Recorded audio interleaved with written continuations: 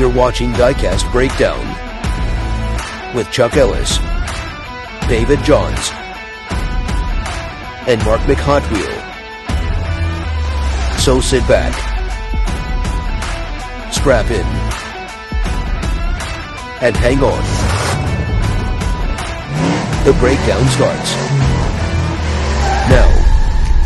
Well, hey there, folks. Chuck here, and welcome to Diecast Breakdown. I am so excited you're here today. We're going to be talking to Tony Young of Brightvision. But before we do that, I want to give a quick shout out to the patrons that make this show go, especially our executive producer level patrons. That would be Mad Visions, Video Geek Productions, First and 64th Customs, DrivenDreams.org, Dane Self, and of course, my dear friend, Mr. David Johns over at Twice Diecast. David, how the heck are you doing today? I am doing good, Chuck. This is going to be a good one. I am excited to hear from our guest today. Exactly. So this is a cool one because it's going to be for customizers and collectors. There's a little bit of each for this one. So I'm very excited about that. But again, thank you to our patrons for making the show go. If you want to know how you can join their ranks, you can visit diecastbreakdown.com or click on the little join button down below and throw us a few bucks every now and then. It really helps with keeping the show going, keeping the lights on over here. All of this streaming gear gets more and more expensive every time I turn around, but we love what we do, and we appreciate your help in allowing us to continue to bring you this show every week. Also, make sure you check out our merch store. That's also at diecastbreakdown.com, where Justin Ellis has done a lot of really cool designs for us based both on the show and on our hobby that we love so much. He's got some new designs coming out that are really exciting. I can't wait to share those with you. But okay, now that we got the housekeeping out of the way, I want to introduce our guest, Tony Young of Brightvision Products. Thank you again, Tony, for being with us today. Very happy to be here. Looking forward to it. Awesome. Well, for those who are living under a rock, what is Brightvision Products? What is Brightvision Products? Brightvision Products is a business that encompasses a few other businesses, but the one that we're talking about today is Brightvision Wheels. Okay. Brightvision Wheels is a business that manufactures parts and supplies for the scale model hobby. We focus on Hot Wheels specifically, but it branches out far beyond that. So I like to think of it as all things small. Could be HO scale trains, could be Hot Wheels, it could be Matchbox. Huh. Good point. And as I said before we started rolling, I've used your products on everything from Johnny Lightnings to Green Lights to Matchbox to, of course, Hot Wheels. So there's a lot of value there. And I apologize for the confusion, but, you know, when I hear Brightvision Wheels, I think, oh, well, that's the wheel division. But it's so much more than just wheels. Like you said, all things small. And we're going to get into some of that because you've done some really wild stuff, too, with some reproduction vehicles that I want to talk to you about. But before we do that, let's get to know Tony a little bit better. So how did you get involved in this hobby? Where did it start for you? I had a suspicion you were going to ask that question. So it all started with this, the blue silhouette. So this was in the stunt action set that was given to me on my 9th birthday.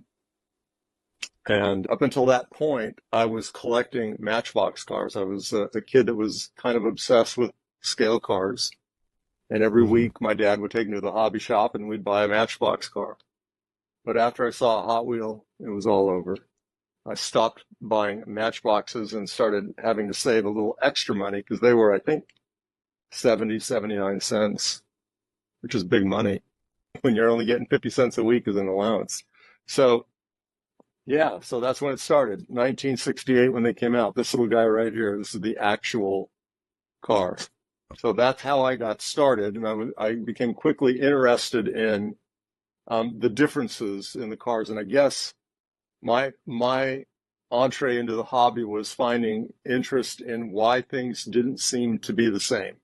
So I noticed right away that there were some cars that were casted in Hong Kong and some cars that were casted in the U.S., and I tried to reconcile that.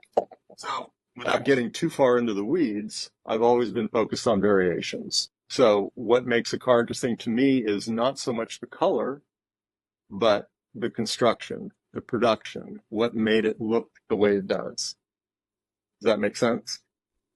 Absolutely. So that became an ongoing thing as I was younger, kind of set aside after after 1972, I was out riding my 10-speed and doing the usual things that boys do out in the street. But later on in life, and I've written about it in a few different places, I came back to the hobby while I was searching for car parts for full-scale cars when I was involved in that hobby. And I would go into those places that were selling full-scale cars, and I noticed that people were selling Hot Wheels from my childhood. And it really surprised me that anybody would be selling toys at a car swap meet. But I quickly got into it again. And then I started filling all the holes that I had in my collection. I went to my parents' house and pulled out my old collection and found my old lists from when I was 10, 11, 12, 13, and saw the holes that I had and just started filling them in. And that took me up to about when Mattel did the 25th anniversary, whenever that was, in 90. I think a lot of guys my age got back into the collecting hobby at that time, but I was already in it by then. The 93 things really blew open for Redlines and Mattel. I think people really started getting interested in collecting them. At least that's my take. Back with more Diecast Breakdown after this word from our sponsors. Legendary Hollywood concept artist and designer Fireball Tim Lawrence has created 3 exclusive pieces of automotive art based on the 3 hosts of Diecast Breakdown. Get these and other brilliant designs printed on mugs and more at fireballtimgarage.art today. Here's this week's small channel shout-out. Montana Diecast. If you have a favorite Diecast channel with less than 700 subscribers and you'd like to see them highlighted on a future episode, email us at diecastbreakdown@gmail.com. And now back to Diecast Breakdown. Tony, let's make a few people angry right now. When you were swapping those red lines at that auto club, and I read your little bio on the Brightvision Wheels site. Tell us how much those red lines were going for back then when you were filling in the holes in your collection. Yeah, well, there was a guy there, his name was Fred Blood, and he was selling blister pack red lines for $5 a piece. And I just couldn't believe that anybody would pay that much for that. They had loose cars for $1 and $3, and that's what I was buying because I didn't care about the blister pack. But yeah, now they were commons. It wasn't like there were rare cars in the blister pack. I look back on it now. And I think that maybe there were just thousands of these laying around. I don't know. They were $5 a piece.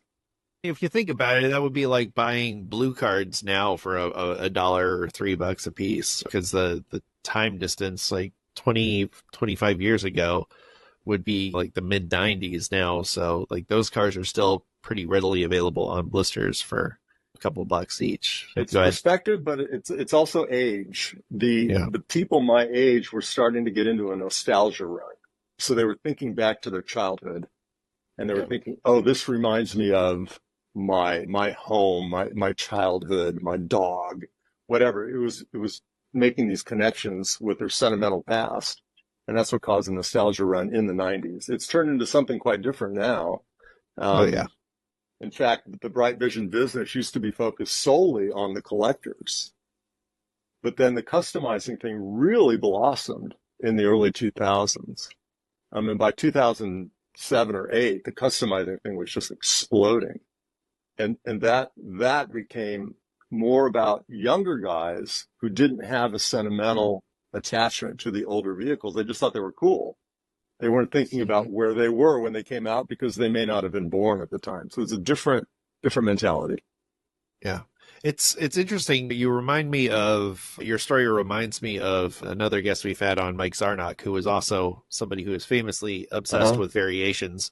And he took that passion and turned it into creating books of variations. And you took that and made it into Brightvision. So tell me what the step was that took you from getting back into that nostalgia, that desire to add to the collections. Because you said you were in the big car hobby, and then you went back to the small car hobby, which I did kind of a similar journey. So I'm curious how you went from big car back to collecting small car back to, I want to make this my day job. Okay, let's see if I can encapsulated. There was a guy named Jeff Schleck. He deserves to be memorialized. He had a website in 1997, back when the earth was cooling. Yeah. And he had this, what appeared to be a business where he restored Hot Wheels, but he was taking beach bombs, the standard beach bomb, and he was converting them into rear loaders for $275. And I used to stare at his website thinking, oh, I just need to do this. I just need to do this. But I could never pull the trigger. I could never get there. So I set that aside. And then I believe it was 1999 when Bruce Pascal had that transaction for $72,000 on the pink rear loader. That's what got my attention. And that took me from being really interested, going to do something about this. And so that's when I started coming together with a business plan. And I was working with another guy who was involved in Brightvision at that time, who handled the financial side of things. But we worked on a business plan, and we came up with an approach that where we could reproduce the beach bomb and get it out there at about a $500 price point and satisfy a lot of. So it took about 18 months to execute from initial design concept to bringing it out to market, which it landed in April of 2001 at the first Hot Wheels Nationals in Chicago. That's when we brought it to market. It was about an 18-month process, though, that led up to that, actually doing all of the design work, all the engineering. And before all that, about a year before that, when I was going to the convention just as a collector, I had access to the Strauss collection. Mike Strauss had an incredible Hot Wheel collection, and in it, he had 9 of the rear loaders. And so I spent a lot of time with a legal pad, no photographs. This would have been maybe 96, 97. A lot of notes. And I was just notating what the differences were between the production side loader and the rear loader. And those were the steps that got me to reproducing the rear loader. It was a long, risky process, but it was a lot of fun too. Yeah, that's wild, because first of all, for people who have forgotten, digital cameras really weren't a thing in 1997, first of all, and even into 2001, not really a thing. And even then, they were taking photos on a floppy disk that were 640 by 480p that were unusable for just about anything other than the novelty of stuff. So that's really like worse than that. Chuck, Yeah. I was scanning to get a digital image. Nice. That's right. I had a scanner in 1996. I had a black and white single page feed scanner that sat on my monitor. Yeah, that was high technology then.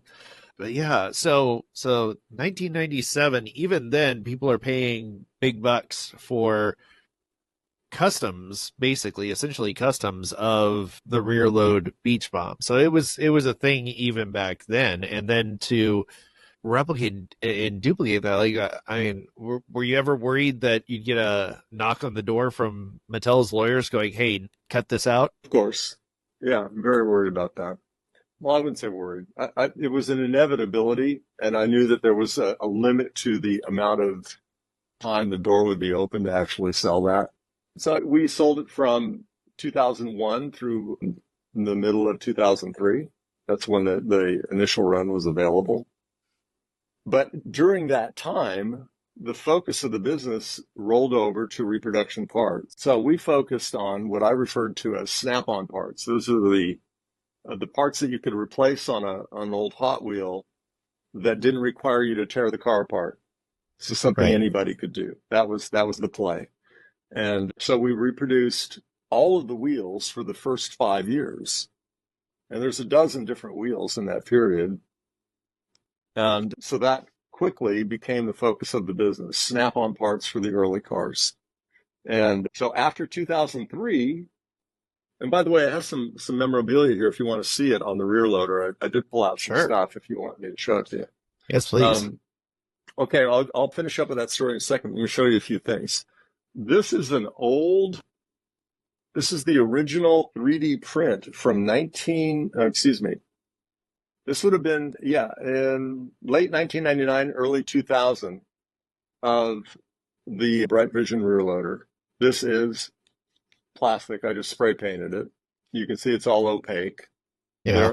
They're all pieces, but this was a 3D print at the time. Stereography is what it's referred to as. And here's another one that is not painted, and you can see what it looked like back then. Very Look at that. crude, but it gave you the idea of what the geometry was going to render, right? You go from this stage to tooling. All the Mattel designers know that step. I mean, you can't spend all the money on tooling, meaning building a mold, and then make the car and realize you don't like it, right? So you've got to take all these intermediate steps.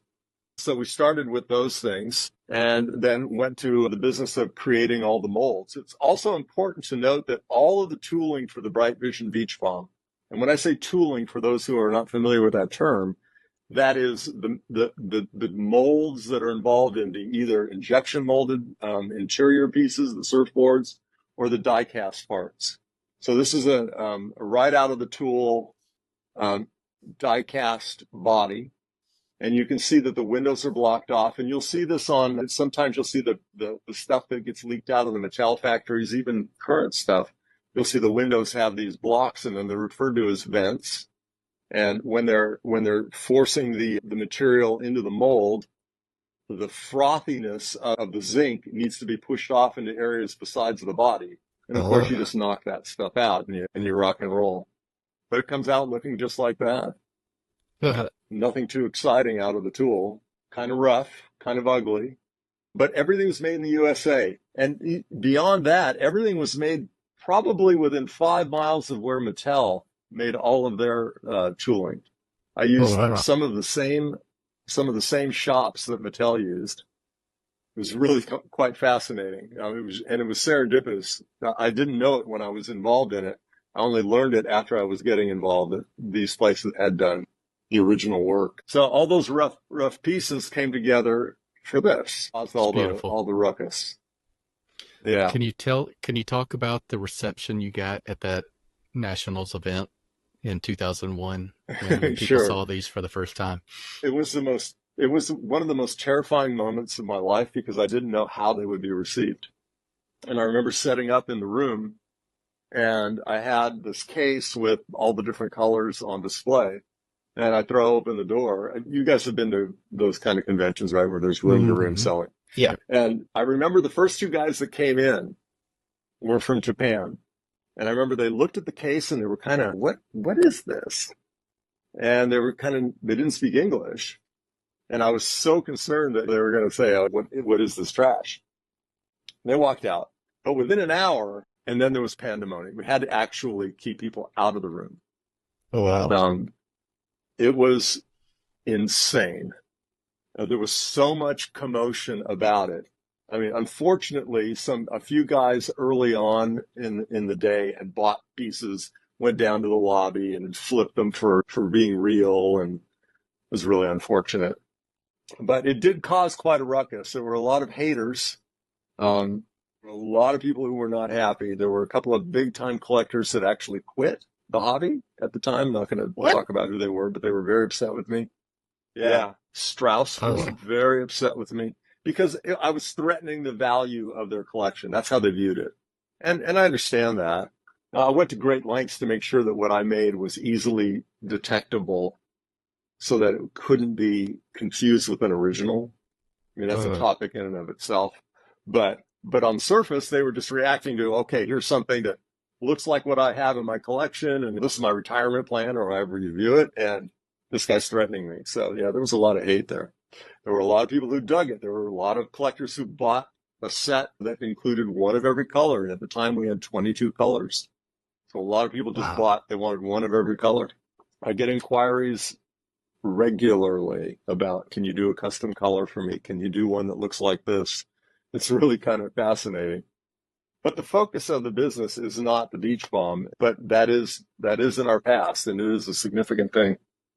You ask about the reaction. We actually made the cover of Toy Shop magazine in July of 2001, and they did this thing, can you tell the difference? And it's just kind of funny. And back here they did this huge spread comparing Bruce Pascal's original to the Brightvision, and can you tell them apart? Well, I remember looking at this thinking, well, I mean, it's pretty easy to tell them apart, because I'm into that, right? But a lot of people looked at it and said, oh, I can't tell them apart. But in any case, it caused quite a bit of talk, quite a bit of promotion. The legacy of that event lives on. That's, I don't know how else to say it. People still talk about it. In fact, when I go to conventions, they'll always run into somebody and they'll say, oh yeah, I was in the room at that convention in Chicago. I had one guy, the last Nationals was in Atlanta, just the beginning part of April. And he had two pieces that he bought from me at that first Nationals in Chicago. We had two of them there on display. Oh, wow. So pretty fascinating. How about nice? Correct me if I'm wrong. Those are the alpha castings and there's an omega casting. So tell me the difference between those two. Sure. The alpha was the original one that we did. If you've ever seen one of the original rear loaders, it looked like an original rear loader in terms of how the paint looked, pretty much everything about it. What I found real quickly is that people wanted, the high-level collectors were interested in one that looked like a dead mint C10 redline, which almost none of the rear loaders did. I mean, they all, because they were very early castings out of the tool, they all had roughness about them and they weren't painted well. And so I developed the Omega to be a very refined version of the Alpha, tightened up some of the details to be closer to the original while still maintaining enough difference so that they could be told apart from the original. And then I went to an automotive paint system, a catalyzed urethane enamel paint system that was as hard as nails, just like it's paint like you'd put on a car, that had a lot more depth and just had a lot more interest visually. The Omegas are beautiful. Like this one that I showed you earlier is an Omega. It's flat out beautiful. But if you saw any of the original rear loaders, they don't look this good. You would see all kinds of porosity in the casting, and they're nice because they're rear loaders, but they're not dead mint like something like this. Yeah. So the Omega was the second release and a more refined version of the car. So actually modified the tooling, the die-cast component of the Alpha to create the Omega. So the Alpha tooling was modified, and that means you could never make another one of those. And we only ever ran that tool, ran it twice with the Alpha and once for the Omega, and that was it. Never been run since. But there's still, I saw that on your website, they're available still. You can get them. So, or that you brought them back. So what's the story with that? I had 5 castings that were laying around, and I decided to put them together, paint them, put them together, and make them available. And there are some still available. My website is kind of like a hidden corner, and it's really for the collectors. And so that's why they're there. Okay. So it's the remainder of the original run. Yep. Interesting. It's all NOS stuff. Gotcha. Okay. Don't touch that dial. Diecast Breakdown will be right back after these messages. Diecast Breakdown is produced in partnership with Twice Diecast and Driven Dreams Org on YouTube. Check out their channels in the video description and subscribe for more epic Diecast content. Diecast Breakdown would like to thank Diecast Heroes Magazine for supporting this program. Diecast Heroes Magazine is the premier digital and print resource just for diecast customizers. Visit diecastheroes.com and see what the best customizers in the world are up to. Hey, this is Larry Wood. This is Derek from Honest Diecast. Hey, this is Chad Reed from Round 2. This is Mike from Gas Labs. The SRT Jovita Show. This is Champion DJ K. This is Mad Vision here. This is Diecast Dude. And you're watching Diecast Breakdown.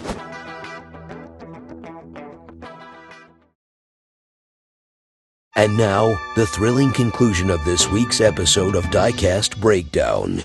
So, thankfully, Tony, the 2001 debut was not a one-hit wonder, and the product line is just incredibly comprehensive for someone interested in restoring a red line or even replicating one. Can you tell a little bit about the paint options? Because that's a major hurdle for a customizer who would like to dabble in restoring a red line. So talk about the paint options that Brightvision offers. Yeah, that's a really good, I'm glad you brought that up, David. The guys who are out there who master paint and muddle through the rest of it, create some beautiful stuff. The guys that are really good at putting stuff together but don't have the paint down, there's a perception that they're not, when those things come together, look out. And paint really makes a difference. The trick on the paint, and you got to imagine, we didn't talk about this, but it was a long period of time where I didn't sell direct. I didn't start selling direct until 2008. Prior to that, I was only selling to other retailers who were selling my product under their brand name. I was the OEM manufacturer. So there's a lot of retailers, I'm not going to get into the specifics, but they were in the US, Canada, the UK, Germany, and Australia that were selling Brightvision stuff under their own name. So in 2000, and they were selling paint. In 2008, I went direct and started selling everything on eBay and eventually put out a website. But the paint is really, really a tricky thing because most guys are used to rattle can, the stuff you buy at Depot, the Krylon, which works just fine, but it's kind of brittle. The colors aren't there. You don't have the color options. So because we custom blended all the colors for the early red lines to make the beach bombs, we had all of these color formulas. It's just getting people to understand what it takes to paint with an automotive system. And it's a catalyzed paint. And for those of you who aren't familiar with that, catalyzed paint is kind of like a two-part epoxy. You have the actual adhesive and you have the hardener, and they get mixed together, and that's what forms the really rock solid bond of an epoxy cement. Well, with paint, it's much the same. You have the paint and you have the hardener, or the catalyst as it's referred to. And when you bring those two together, the clock starts ticking. And if you have automotive experience and you've painted cars, you know that once you've got the paint catalyzed, you've got a certain number of minutes to go before the paint's going to start hardening up on it. And that's the world that I live in. That's the paint that I sell. So you have to get people to understand that catalyzed paint is superior for a lot of reasons. It sprays nicely. It sets up very quickly, but you have to work fast. You have to have a plan, right? You have to have an airbrush. You have to know how to reduce that paint. You have to understand all the details associated with it. So that education process, that torch has been taken up by a myriad of people on YouTube. There's a lot of guys on YouTube who have kind of done that. I haven't done any videos really to speak of on any of these things, but I noticed that lots of influencers on YouTube and Instagram have done just that. So it's the kind of thing that if you're not into it, if you're watching this and you're not into it, it sounds like kind of spooky stuff. You do 2 or 3 and it's like a walk in the park.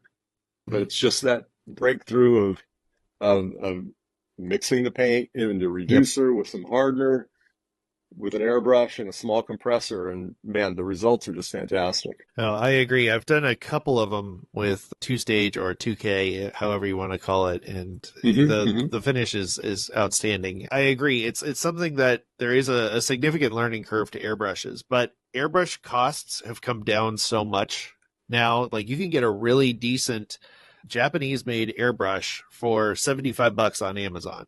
I have one of those, and I have an Iwata that costs twice as much, and both of them are, I really can't tell the difference, but I'm a hack of an airbrusher, but I'm sure in the right hands you could really tell the difference between the two. But for me, for laying base coats on a custom, it's amazing. So we've talked about the reproduction beach bombs and kind of started everything, and then you knew then that you were going to get into reproduction parts. So did the reproduction parts come first, or was it the paint? Well, the paint was part of the beach bomb project.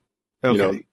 Creating those formulas was a huge hurdle, and understanding the process. There were so many people that I worked with that were involved in the original Mattel project. Again, a story in and of itself, but learning actually what made the Spectraflame finishes do what they did, the plating on the vehicles and whatnot. But so the paint was there originally, but the wheels were really the main thing. There was a huge market for wheels around the world. And like I said, I was the OEM supplier for other retailers. What was interesting in about 2007, somebody got China involved. And by the way, everything I make is made in the USA, right? Mm-hmm. Somebody got China involved because they saw that we were having success with our parts, particularly the wheels, and they brought over all kinds of stuff from China. And for a brief moment in time, that was actually competition, meaning people saw an option to go buy wheels from somewhere else. And that's right around the time that I went direct and started building the brand to try to get people to understand that Brightvision was not just the beach bomb, but it was all of these things. And another thing started changing at the time. People used to buy wheels to swap out on old redlines. But then I noticed at the shows that people were taking common peg cars that were out today and they were converting them to redlines. This was an interesting thing that hadn't been done much in the past, and it was starting to pick up steam. And so after watching this go on for a while and studying the different techniques that guys were doing, I mean, they were investing a lot of time to take a modern casting and turn it into a red line because everybody likes the red lines. They're just cool. And what I did is I developed something that I call a hot swap bearing. And the idea was, let's create something that facilitates the swap of the wheel without you tearing the car apart to do it. So we designed this tiny thing. You're probably not even going to be able to see it, but this tiny bearing. Can you see it? Got a slot in it. Mm-hmm. Yep. And I call that a hot swap bearing. And what you do is you take a modern casting car like this, and you can argue that wheel is cool or goofy or whatever, but you cut it off with a pair of wire cutters or dikes, and you snap on a bearing onto the axle. So you just take that little bearing after you cut the wheel off, you snap on this new bearing, and now you can take any redline wheel and just put it on there like that. And you take, now this is a 25th anniversary Mattel produced redline, quote unquote redline. These are the Chinese red lines that they put on there. And I cut them off on this side and put my red lines on it because I like mine better. But I did that without tearing the car apart. Just cut the wheels off, snap the bearing on the axle, and load the red line on there. So this has been a really fun thing. I mean, guys have taken cars that I would never imagine. I mean, you think about Matchbox and you think about Hot Wheels, so they're taking all of these old castings from the 60s, all these cars that weren't even around when the red lines were around, and just load them up with red lines. So I post those on Instagram. Guys send me pictures daily of cars that they've swapped out with red line wheels. So that's kind of an interesting progression of where the wheels were dedicated to sprucing up old red lines, and now they're being used to take a modern casting and turn it into a red line, which is kind of funny. And there's a lot of, like I said, could be goofy, could not be goofy, but there's a lot of castings out there that just look cool with red lines on. Look at that. Yeah. That's genius, Tony. And I like the idea. As you were thinking, I was thinking in my head, what would some pretty newer modern castings look like with those on there? And that's actually got me encouraged to maybe give it a shot. One thing I wanted to point out to the listeners and the viewers, if you are though doing an actual redline restoration on the brightvisionwheels.com site, you've got the red lines listed by casting, by year. And you tell everybody what wheel sets they need for their project. Talk briefly about that. Yeah, I'm glad you brought that up. It's called the wheel selector. And it's for people that aren't really, really familiar with the castings. Like, you can ask me what wheels go on a whatever, and I can tell you. But if you go to the website and you go to the wheel selector, you have a list of the years of the first 5 years. Those are the removable wheels. And you pick the casting name, the bifocal or whatever it is, and you click on it, and it shows you the wheels that will fit that casting. And there's a few different options for each casting. You can go with a more traditional look, or you can go with the deep dish look, which is what was on the very early red lines, but not very many. But the deep dish red lines look more like a real tire. This is a deep dish wheel on this side, you can see there's some dimension to it. Yep. This side is the typical Hot Wheel. It's more of a flat face. It's a more traditional red line. But the deep dish wheel was not common at all, but it is very common in terms of people making a selection these days because they just want to look cool. Right? Yep. So yeah, the wheel selector will show you these are the deep dish wheels, these are the US style wheels, these are the Hong Kong style wheels, and so on.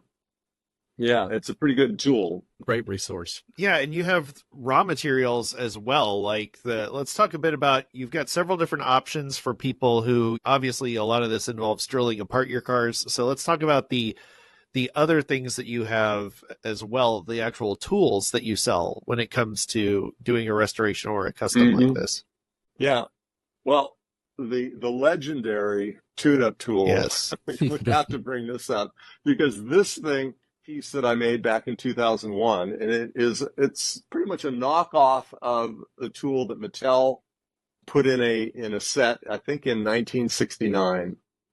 And this is great for straightening the axles and removing wheels and replacing wheels on the old red line. So it has a little slot in it. It hooks onto the old axle and you can manipulate the wheels. So that's a tool that we offer, and we've offered it for a long, long while. It's a very handy tool. But we're talking about paint and the steps it takes to learn what it takes to do the paint. Well, drilling out cars, when I was first doing it in the 90s, it was about drilling it out and then gluing in a fake rivet. Well, now the guys, and you mentioned it earlier, the guys are putting in screws, and we offer hex head screws in both 256 and 172 size. And we designed a tap handle. And a tap is something that actually puts threads in a pilot hole, so you can put a tiny screw into there. And guys, if anybody listening hasn't done that, it just changes everything, because when you put the car together, you can tear it apart with ease and start over once the car is screwed together. So we made this little tap handle because the traditional tap handles have a collet on them that requires tightening, and then the handle would weigh way more than the tap, and you'd put it in the hole and you start to twist it, and because the handle was so heavy, you'd break the tap. So this removes all of that variability. It's got a loose fit, so when your hand jiggles, the tap doesn't move and break. And so this is a really valuable tool. The traditional tap handle is great for larger taps, but these tiny ones are just too fragile. Yeah. So we offer those kind of tools. We have drill bits for those who want to use this as a drill bit resource. People may be looking at these and going, well, why do I need these bigger ones versus the smaller ones? What does 256 mean? What does 172 mean? Okay, real quick. It's not 172nd and it's not 256. It's number one screw, number two screw. That's the one and the two. So in the case of the 172, it's a number one screw with 72 threads per inch. In the case of 256, it's a number two screw with 56 threads per inch. What's the difference between those two? The head size is almost identical with a hex tool. What's the number two screw is just bigger around, right? Barely bigger than a number one, and it's a lot easier to work with. So if you're doing customizing on a modern casting, you really want to use a 256. The taps are not as fragile because they're bigger in diameter. They're just easier to work with. If you're doing old red lines, if you're restoring old red lines, the 172 starts to become more valuable because those posts, the body posts on an old red line, there's a body post right there. They're really tiny. And if you drill that out big enough to receive a number two screw, it gets a little dicey. Yeah, you can drill right through the side. That's what the 172 is good for. Yeah, I've done it many times. We sell them in different lengths and different finishes. For those looking to do it, get the variety, because you never know until you drill a car apart, because sometimes the post needs a little extra length and sometimes it doesn't. And real quick, folks, here's the difference between the two tap heads. So I've got his one here, and it's less than half the length of my traditional tap head. That I use both of these because I did get a replacement 256 tap that turned out did not fit the handle, so I needed a bigger handle. But that's what I get for not buying a replacement from Brightvision. So that's shame on me. But also the thing I wanted to point out is if you're going to customize a green light or a Johnny Lightning, they like to use narrow posts as well. So the 172 is good for those, I have discovered. And I've learned that the hard way by drilling through the side of a post and completely ruining it and then going, well, we're going to stick the screw in and cover it in super glue and nobody will ever know.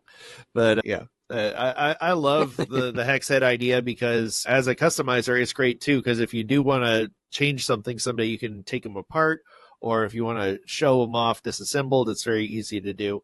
But you also sell the replacement, the faux rivet heads as well too, for people who want to have that more factory look. We sell a flat head and a dome head, and all kinds of options when it comes to rivet. I'm curious, what are some of the most frequently asked questions that you get when it comes to doing a restoration? What are some of the things that you wish people knew before they would open their email inbox and write you? It's not so much commonly asked questions. It's things that people don't have any exposure to, so they just don't know. It's probably how to get a Spectraflame finish on a car. Mm-hmm. It's all about the zinc plating on top of the zinc casting. Sure. There's a lot of restorers out there who are actually doing their own zinc plating in a bucket. Bright zinc is the key. Now you can polish a casting to get a nice reflective finish. You can do that, but it looks really nice. It doesn't necessarily look like an old red line. So that's one of them. I don't know. There's not really a plague question. And I've been doing this for so long, and I really enjoy it. I really don't mind people asking questions. I'm in contact with a lot of people all the time because my number's posted on the website. Sure. And they text me, they call me, they send me a picture. It's all well and good. What's in Tony's diecast collection? I tell people that when you're in a hobby and you get into the business side of it, only one of the two can survive. That's my comment. So I retain all my collection from my childhood. I went into the safe today to pull out some stuff to show you that I was looking at thinking, oh, I haven't seen this stuff in a long while. So I have a collector's heart, but I'm not an active collector. When I'm at the shows and I see everything that's available, it just kind of takes me over. I feel the same way emotionally about it. But when it's a business, only one can survive. And I say that cheerfully. I am a collector at heart, but this is a business. So it can be a cautionary tale, if you want this to be your hobby and it pleases you and relaxes you, just think long and hard before you dive head first into the deep end of trying to turn it into a business. It will change it. Because if you fall in love with the widget, it's kind of hard to sell the widget. You want to protect the widget. Sure. I'm getting into philosophy now, but I'm very conscientious about what I sell. I mean, every wheel that I sell, I decorate myself. This is a one-man operation. We haven't said that yet. There's no Brightvision factory. There's no Brightvision. We peek behind the curtain. Brightvision is a one-man operation. All right, it's a fulfillment operation. Every wheel, like I said, I touch myself. I decorate each one of them. And I am the quality control guy. I have to look at it and say, I wouldn't buy this. I throw away a lot of stuff. And if somebody gets something that they're not happy with, I take care of that. But I have a collector's heart. I have a perfectionist bent. So I'm kind of focused on the details. And I want everybody to be happy with the products that they get their hands on. Sure. Wow. I did not realize that was that involved. So every piece of gear that they buy from you, it's probably passed through your hands at some point. That's really cool.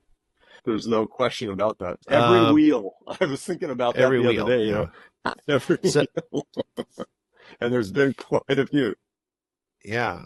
So what's coming down the pike for Brightvision wheels? Is there you've added significant stuff to your offering since then? Is there other stuff that people could look forward to? We are adding two things this year. The first of which will be 4 new wheels, and I'm going to leave it at that.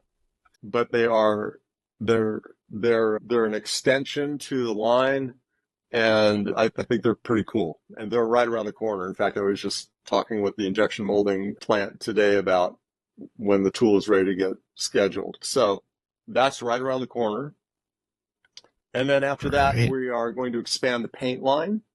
We'll have all the flying colors, which was the secondary, after red lines, after the Spectraflame era came the flying colors era. So we're getting all of that ready for release later this year. So those are the two things that are right around the corner for Brightvision. And it's been a long time since I've sold at a convention. I used to set up at every convention. It's been years because I'm just too busy. But it looks like we're going to be in LA this October at the convention again. So very much looking forward to that. It's very cool. Well, I think we call that a teaser in the biz. Yeah. Chuck. Yes, indeed.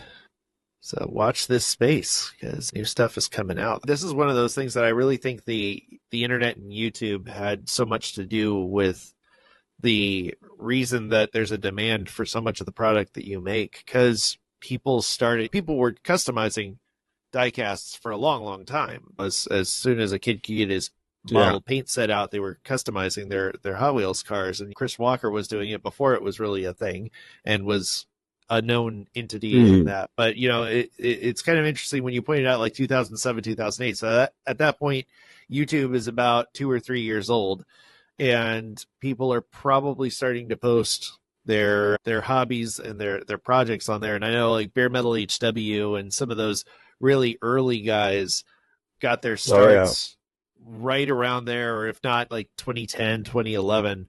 So I think it's really cool. And that's how I got into it. Was I had found a few, I hadn't been buying diecast in a long time. And I think it was like 2019, I started buying them again. And I was like, I wonder what people are, can people customize these? Because I build 124 scale model cars. I wonder if anybody's doing anything with 164. And I started looking on YouTube at first, then on Instagram later. And yeah, I was just like blown away that there was this thriving community of it. And then couple that with the addition of things like easier access to printing your own decals and graphic design software that you can make your own designs and print them on decals, and 3D printing. Yeah. And it just kind of is so cool. So cool. It's amazing the potential that we have now.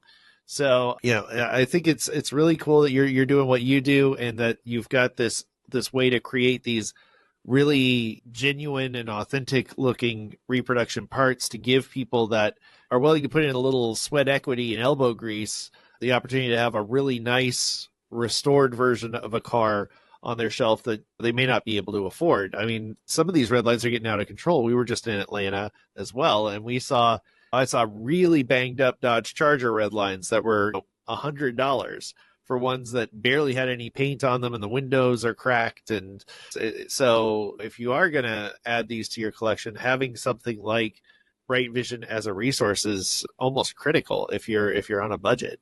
So it's really exciting that the stuff like this exists. So we really appreciate you doing it. There's a lot of, well, it's the craftsmen that are out there that are making it happen. It's the guys all over the country and even the world, but all over the country that are just cranking out incredible creations, satisfying customers who want all of these variations and whatnot. And I'm happy they're using my stuff, but what they're making is just outrageously cool. And I know because I'm lucky enough to get pictures. Some of these guys send me photographs, and I thrive on that stuff. Sure. And that's the real thing. This has been so fun for me. I dabble in customizing, but I'm nowhere near Chuck's level. And I just found your product line really, really intriguing. I just didn't know the level you were at. There's a lot of guys putting out stuff, but your stuff is kind of primo, and I appreciate the effort that you're putting into it. Thank you. Thank you. I'm going to have to get some more parts from you in the near future. As we're wrapping things up, Tony, once again, let's remind people where they can find you, follow you, all that good stuff. Well, you can find me at brightvisionwheels.com. If you want to learn more about the rear loader, you can go to brightvisionstory.com. And if you're on Instagram, you can go to Brightvision Wheels there as well. I think that's everywhere you can find me at this point. All right, fantastic. Well, we'll make sure we link to that in the show notes, so be sure to go check that out. Check out Tony's stuff, and make sure you tell him that we said hi and that you heard about him here. But again, thank you, Tony. Thank you, watchers, listeners, wherever you are, for making it to the end of another episode of Diecast Breakdown. We really appreciate those of you who stick around for the long haul. And again, shout out to our patrons that make the show go. You can learn more about that at diecastbreakdown.com. As I mentioned earlier, a big shout out to our friend Mark, who is working again really hard on drivendreams.org, where he's raising 24,000 cars in 2024 for kids in need around the world. You can find out more about supporting that project over at drivendreams.org. You do not have to ship anything. You do not have to send him any money. You just have to pledge your cars and document the donation process. It's a really cool, really easy way to spread diecast joy around the world. We did it last year. We did almost 14,000 cars, and we had them in everywhere from Indonesia to Indiana. It was a really wonderful thing, and shout out to the people that have donated at the Hot Wheels Collector Nationals, and Mike over at his Hobby Town that has a box set up. It's really cool stuff like that, and you can learn, of course, more about that by visiting that website. So shout out to Mark, and shout out to you for liking, sharing, subscribing, watching other videos on this channel. We've got a lot of other stuff besides the podcast, so be sure to check those out. We got some custom builds. David's doing his review videos. Pia's posting some awesome community content, so be sure to check those out, because he's got the news of what's coming down the pike for Diecast. He's got his finger firmly on that pulse, and it's really exciting having people join in and contribute. If you want to learn more about doing that, you can email me at diecastbreakdown@gmail.com. I'd love to hear from you. And as always, I want to thank you for coming along with us for the ride. So until next time, stay fresh, cheese bags. Thanks for listening to Diecast Breakdown. If you enjoyed today's show, please rate us 5 stars on Apple Podcasts and tell a friend to listen in. Find Diecast Breakdown on your favorite social media platforms, or visit diecastmedianetwork.com to learn more about this and our other projects. Diecast Breakdown is a presentation of Flying Valiant and the Diecast Media Network.